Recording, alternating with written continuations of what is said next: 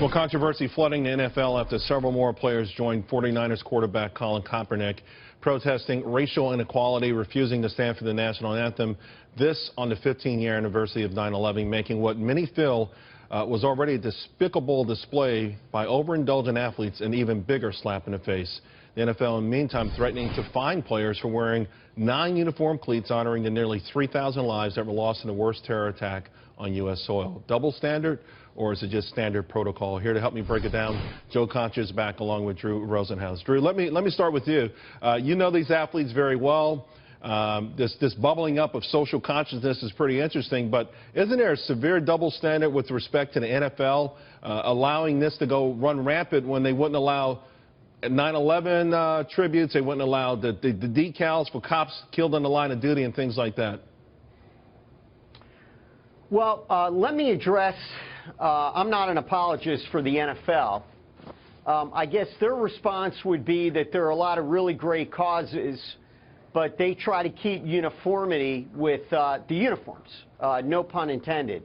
I wish that they would allow athletes to express themselves through cleats or different ways with their uniforms that are productive, that are for a good cause.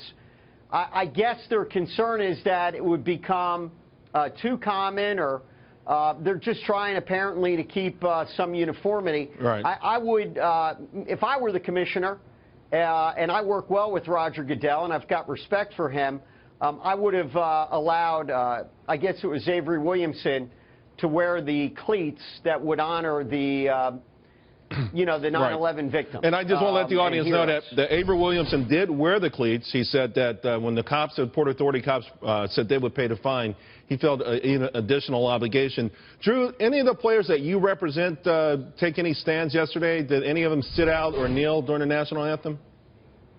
I did have a client, Brandon Marshall, from the Denver Broncos, who kneeled on Thursday night, the NFL opener, and I spoke at length with Brandon about his decision to do that, and just paraphrasing the message was that Brandon is very much a patriot, very respectful of the country, the United States, absolutely loves his country, but was really rather making a statement personally against social inequality, that right. He wanted to point out some of the things that he felt were wrong in this country, and in particular, he had been a victim of racial inequity in Miami this offseason. Yeah, although, I mean, it's, you know, it's so hard for the general public to think anybody making $5, $10, $20 million a year is a victim of anything. I'm going to ask you one more thing, Drew.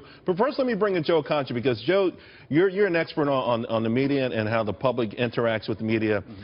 How is this playing out? Do you think the NFL, I guess they believe or figure no one will ever truly sell their season tickets or give them up, but this could hurt them at some point, no? This would be a PR disaster.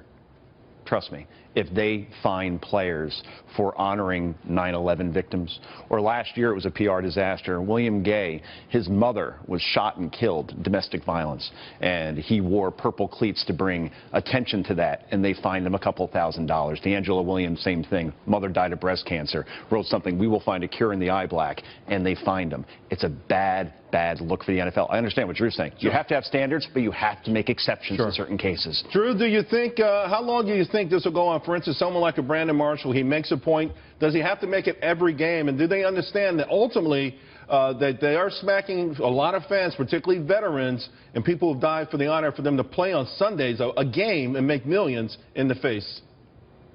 Well, I can tell you that in Brandon's case, he's going to decide on an individual basis how often or how frequent or how long through his career.